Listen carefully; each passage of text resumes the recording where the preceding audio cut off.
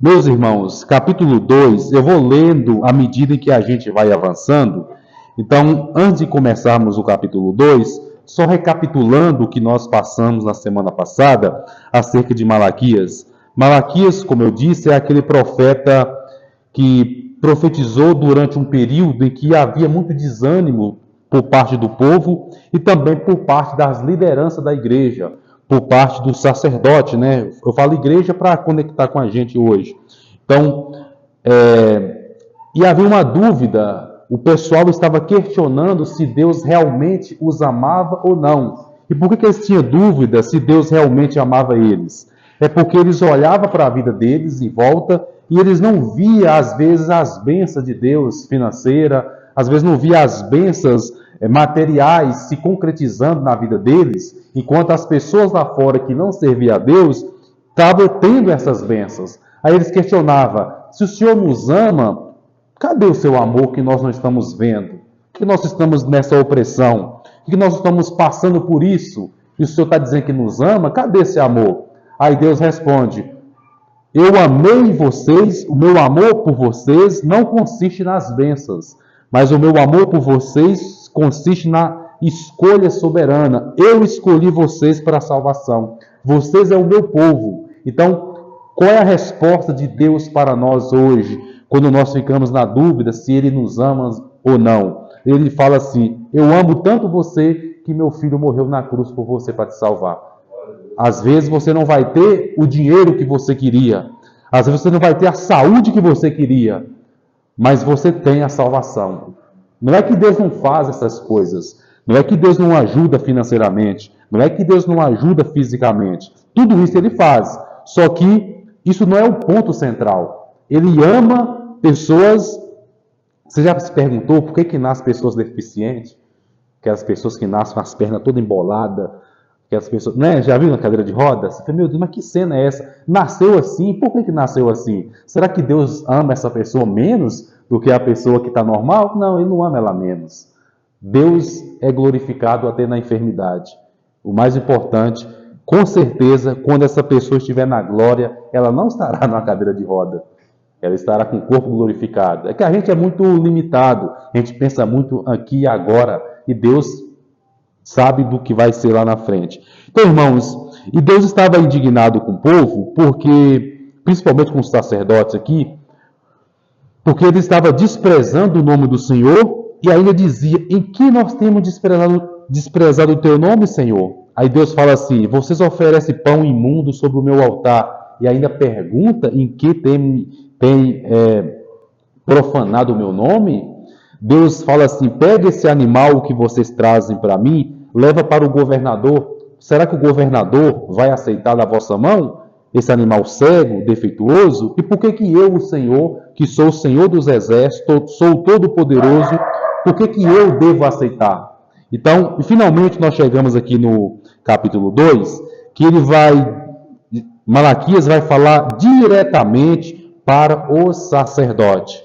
Capítulo 2, versículo 1, diz assim, agora, ó sacerdotes, para vós outros é este mandamento. Por que para vós outros é este mandamento?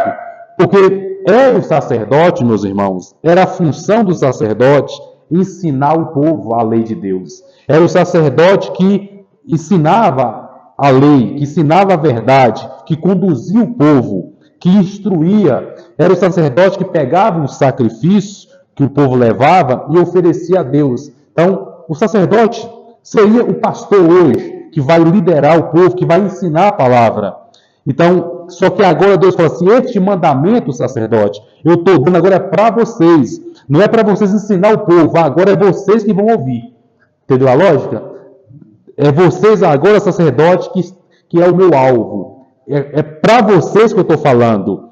Se não colocar no coração, dá honra a meu nome, diz o Senhor dos Exércitos, enviarei sobre vós a maldição e amaldiçoarei as vossas bênçãos. E já tenho amaldiçoado, porque vós não propondes isso no coração.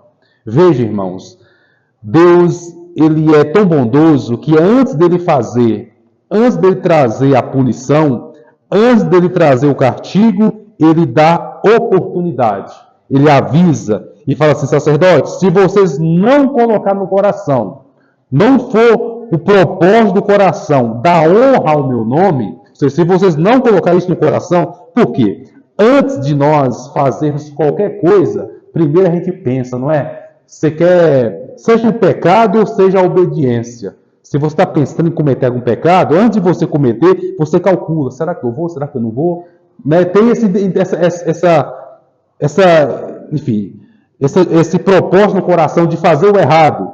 E quando você está no erro e fala assim: meu Deus, eu tenho que mudar minha vida, eu tenho que parar de fazer isso, eu tenho que acertar. Antes de você praticar, antes de você obedecer, você coloca no coração o desejo de fazer.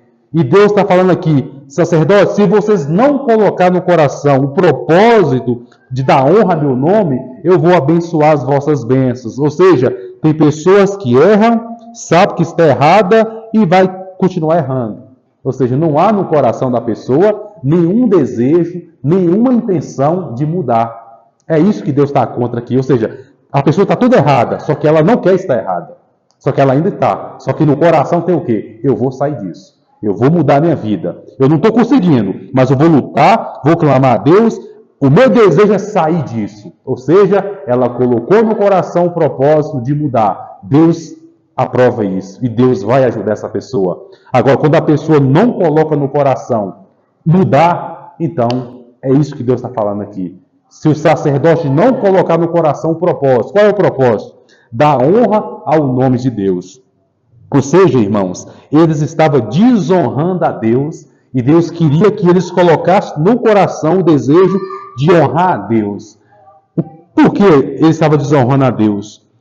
A coisa mais, assim, aonde as pessoas mais desonram a Deus, no caso aqui do sacerdote, era no culto a Deus. Porque Deus quer ser cultuado da forma que ele estabeleceu, da forma que ele revelou. E o sacerdote não estava fazendo da forma que Deus tinha revelado, da forma que Deus tinha ensinado. Então, um ponto que nós devemos aprender aqui é: todo culto que Deus não é o centro, todo culto em que é feito em torno do homem, ali Deus está sendo desonrado. Em toda igreja em que Deus não está no centro, em que tudo que é feito ali não é para Ele, que o homem se coloca numa posição de receber ali os elogios, de receber ali a glória, Deus está sendo desonrado. Em todo lugar que o homem está sendo muito honrado, Deus está sendo desonrado. Deu para entender? Porque a glória é de Deus. Não dá para o homem receber a glória que é de Deus. Se o homem recebe a glória que é de Deus, é que Deus não está recebendo a glória dele. Logo, aonde o homem está sendo honrado, Deus ali está sendo desonrado. Por isso que nós devemos ser contra cultos à personalidade. Culto em homenagem de homem. A gente não deve ser a favor disso, não. Culto é sempre para Deus. É claro que no meio do culto a gente pode reverenciar uma pessoa, cantar os parabéns para o aniversário, fazer ali, mas o culto não é para aquilo. O culto é para Deus. Só que no meio do culto a Deus nós fazemos essas concessões também. Deu para entender, irmãos? Então Deus está dando agora um mandamento para quem? Para o sacerdote. Ao invés deles ensinar o povo, agora eles viraram o alvo da crítica, da acusação que Deus traz. E Deus está ameaçando amaldiçoar as bênçãos. O que é amaldiçoar as bênçãos? É que o sacerdote, por ele ser o mensageiro de Deus e por ele falar da parte de Deus, por ele trazer instrução, por ele abençoar o povo, então Deus está dizendo: eu vou amaldiçoar as vossas bênçãos. Então eu vou tirar de você, sacerdote, essa autoridade de abençoar. E você, ao invés de abençoar, você vai estar amaldiçoando. Pensa num negócio perigoso.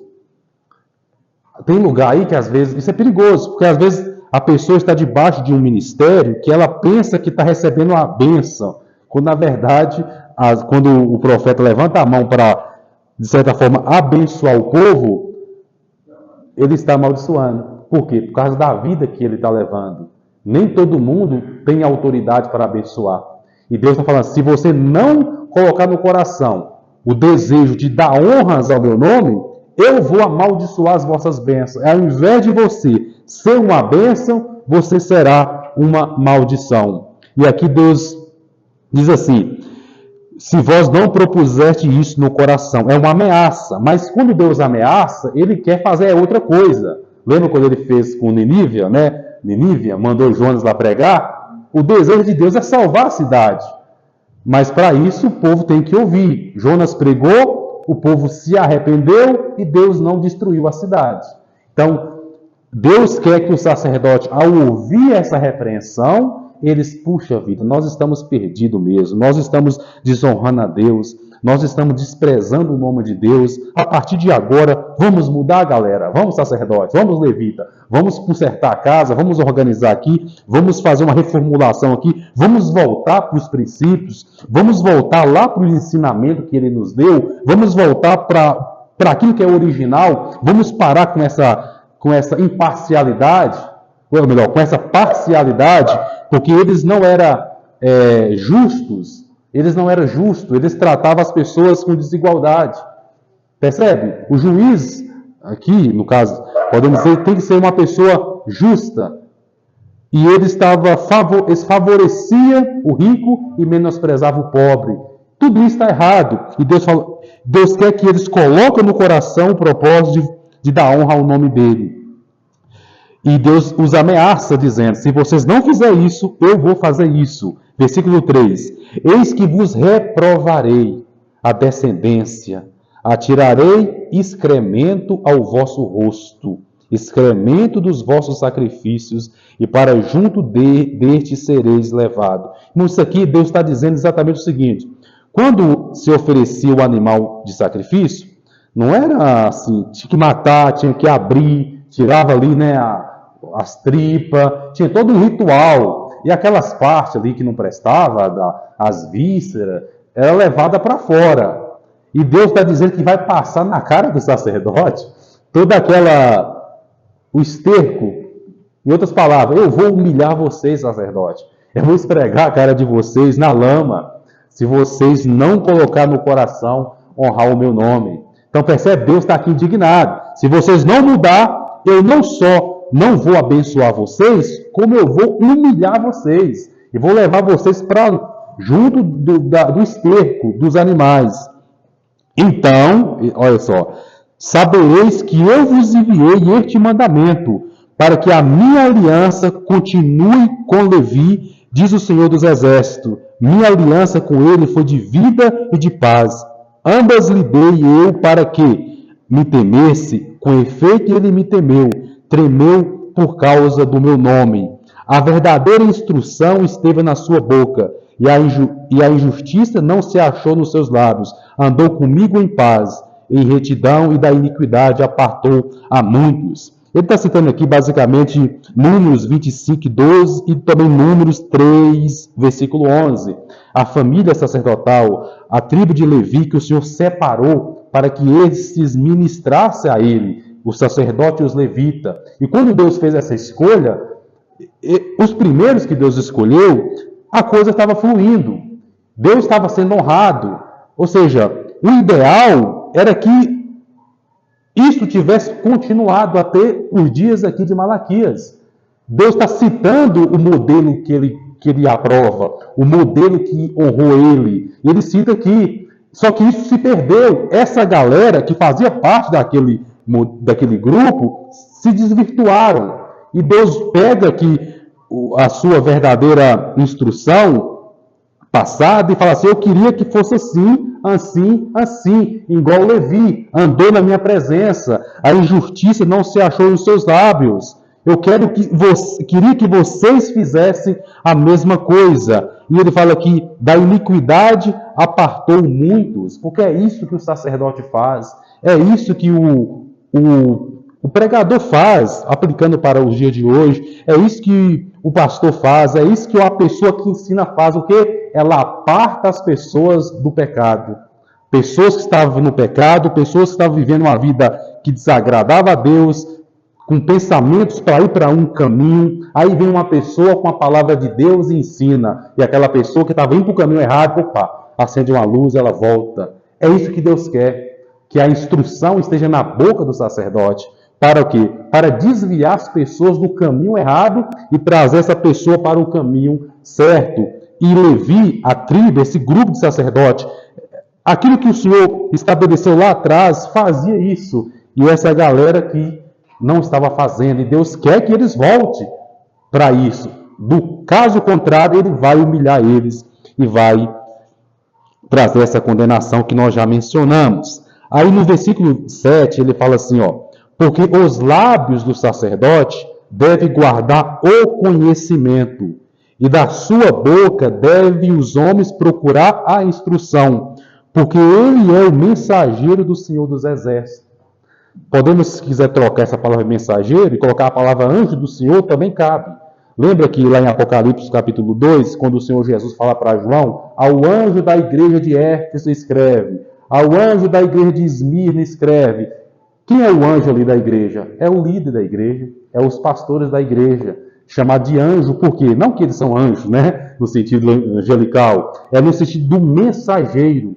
O pregador, o sacerdote, é aquele que leva a mensagem. Então, quem leva a mensagem é o quê? O mensageiro. E através dessa mensagem, as pessoas vão buscar o quê? Instrução e conhecimento. Porque foi para isso que Deus chamou, foi para isso que Deus estabeleceu. Você percebe aqui que, embora o ministério sacerdotal e de profeta, eles coexistem junto, por exemplo, tem profeta e tem sacerdote, mas o profeta, muitas das vezes, em várias ocasiões, ele surgia quando o sacerdote falhava.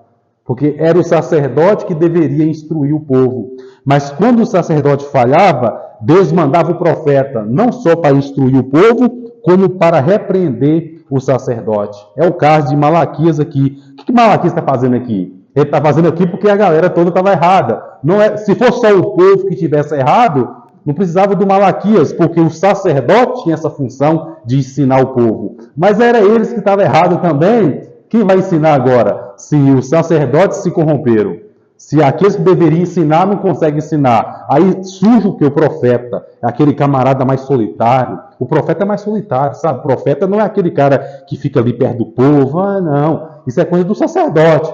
Ou seja, o sacerdote pega as coisas do povo e leva para Deus, intercede ao povo, junto a Deus ao povo. Então, enquanto o profeta é aquele cara que vem da parte de Deus e fala. Então, Malaquias está aqui sendo usado por Deus para sacudir os sacerdotes que estavam falhando.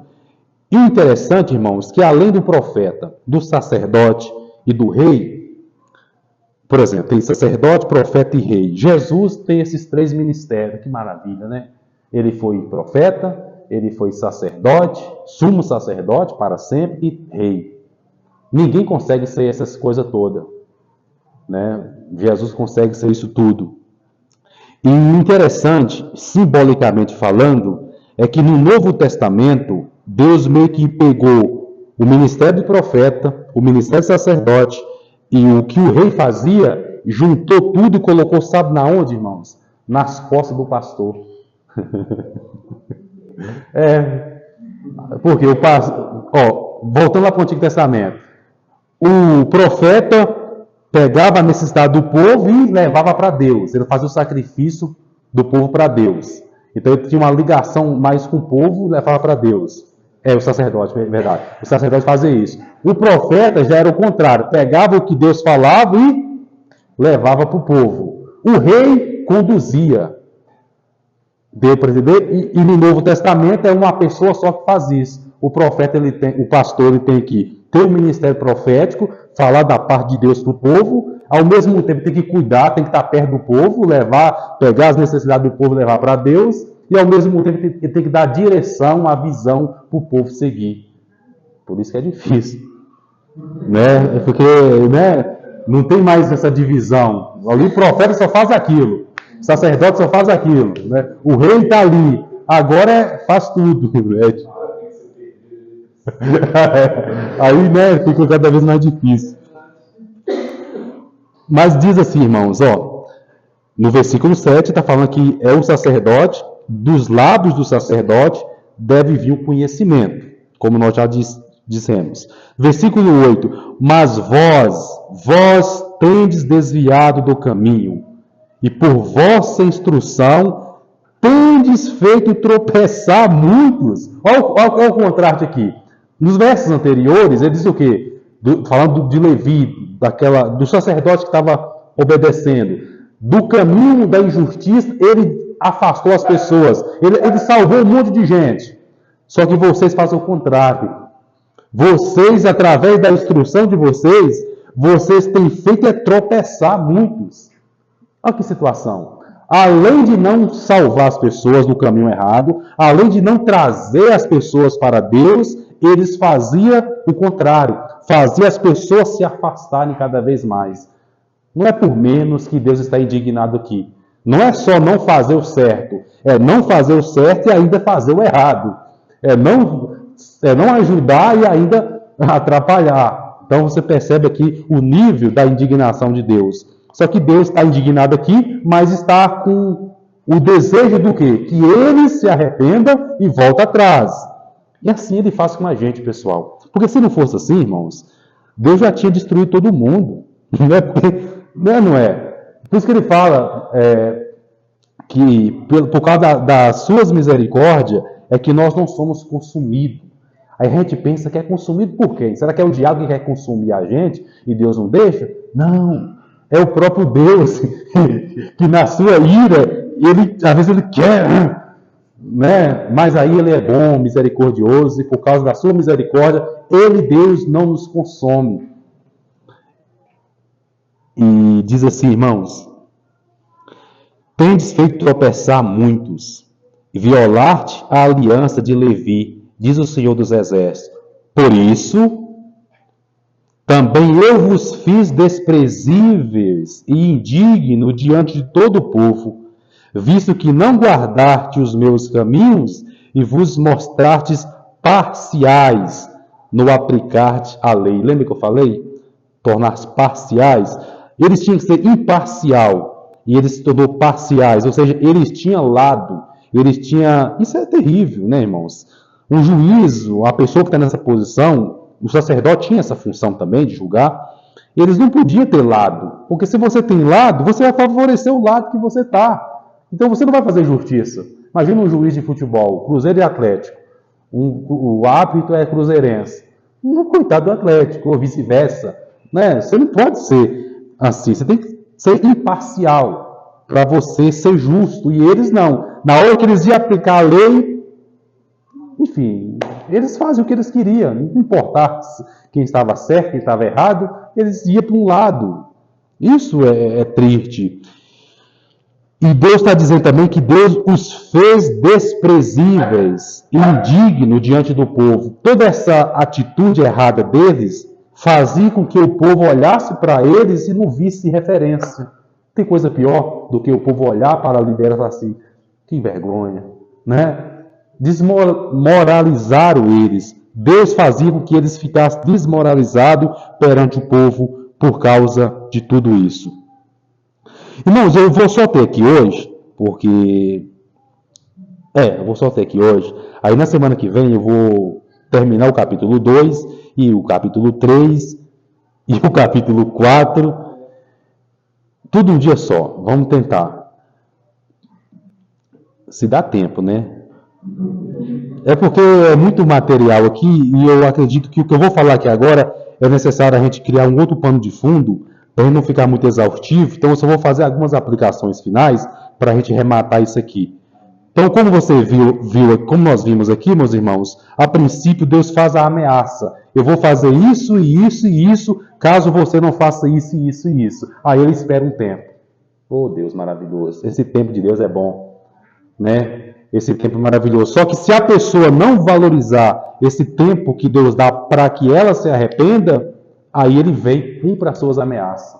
Se você pegar os profetas do Antigo Testamento, Isaías, Jeremias, eles tudo falando, Deus vai levar vocês para a Babilônia, vocês vão sofrer. Vinha na mesma pegada, falando a mesma coisa, e o que deu? Deu em nada, o povo não obedeceu e a ameaça foi cumprida. Então Deus faz isso, Deus é paciente conosco, Ele diz para nós o que fazermos, o que não devemos fazer, e nós temos que reagir adequadamente a esse estímulo que o Espírito Santo dá a nós. A Bíblia fala assim: se hoje ouvir a voz do Senhor, não endureçais o vosso coração. Por que ele fala, se hoje ouvir, não endureçais o coração? Sabe por quê, irmãos? Porque o Espírito Santo, antes dele habitar no crente verdadeiramente, ele faz algumas visitas. Ele vem e convence. E a pessoa agora tem que responder àquele estímulo. Se a pessoa não responder àquele estímulo, amanhã o Espírito Santo não vem de novo. E isso acontece. Então, se hoje ouvir a voz do Espírito, não endureça o coração. Por quê? Porque pode ser que amanhã você não vai ter nenhum estímulo. Por isso que muita gente fala assim, amanhã eu vou tomar a decisão, amanhã eu vou mudar. Só que amanhã a vontade acabou. Entendeu? Então nós temos que ficar ligados nisso. Se sentir vontade de orar, não fala assim, daqui a pouco eu vou orar. Daqui a pouco a vontade passa. Entendeu? Fica ligado nessas coisas que o Espírito Santo fala com você. Naquele momento que você sentir um impulso, é ali que você faz. Vem aquele impulso para fazer algo para Deus, faça imediatamente. Se você deixar para amanhã, você nem vai lembrar do impulso do dia anterior, porque é assim que funciona. A gente tem essa dificuldade. E depois que você obedece a Deus, aí sim, o Espírito Santo passa a habitar dentro de você. Então, primeiro ele nos visita, nos quebranta, nos convence e nós devemos responder adequadamente. Uma vez respondendo adequadamente, recebemos o Espírito Santo e aí ele passa a habitar em nós. Amém, meus irmãos? Então, eu queria orar com vocês nessa oportunidade para que a gente venha colocar em prática isso, embora esse capítulo 2 aqui é uma ordem que ele dá para os sacerdotes, mas nós todos, espiritualmente falando, somos sacerdotes também, porque nós temos acesso a Deus. Naquela época aqui, era o sacerdote que fazia tudo ali no templo, oferecia o sacrifício. Este sacrifício não existe mais, porque o Senhor Jesus cumpriu tudo isso. Agora todos nós temos esse dever, essa missão de cultuar a Deus, de oferecer sacrifícios, não mais sangue de animais, não mais essas coisas, mas o nosso louvor, a nossa adoração, o nosso serviço a Deus. Então isso aqui se aplica a todos nós. Se nós não propuser em nosso coração e honrar a Deus, Deus está ameaçando aqui que vai esfregar a nossa cara. É pesado isso aqui. Então, devemos colocar no nosso coração o propósito de honrar a Deus em todo o tempo. Amém, meus irmãos? Oremos ao Senhor. Querido Deus, soberano Pai, eis a sua palavra. Sabemos da nossa muita deficiência na exposição, mas aquilo que foi compreendido, que o Senhor faça germinar, que o Senhor faça dar fruto. E naquilo que não foi a sua palavra, que o Senhor nos perdoe. Pedimos ao Senhor que tenha misericórdia de nós, tenha paciência conosco. Pai, que nós possamos nos arrepender todos os dias de pecados, de falhas, que nós possamos nos arrepender, meu Pai, de não ter cumprido todos os votos que fizemos, todas aquelas promessas que fizemos de orar mais, de ler mais a palavra, ou de fazer mais isso, mais aquilo, tudo aquilo que nós falamos que íamos fazer e não cumprimos. Por favor, nos perdoe. Nos ajude, meu Deus. Nos ajude a te servir. Espírito Santo, ajuda o teu povo, ajuda a tua igreja, porque nós, sem o Senhor, sem o teu auxílio, nós não vamos avançar. Sem o teu auxílio, a gente não consegue se santificar. Sem o teu auxílio, a gente não consegue progredir espiritualmente. Então esteja conosco, nos orientando, e que nós, por favor, nos ajude, nos dê olhos para ver, ouvidos para ouvir, para que nós não venhamos rejeitar as suas instruções e que nós venhamos obedecer. Quando o Espírito Santo falar aos nossos corações, nós prontamente venhamos obedecer. Obrigado por essa oportunidade, por essa noite. Que o Senhor os abençoe a todos que aqui estão, aqueles que estão nos assistindo também. Abençoe a sua casa, a sua família, em o nome do Senhor Jesus. Amém. E graças a Deus. Louva o Senhor, meus irmãos.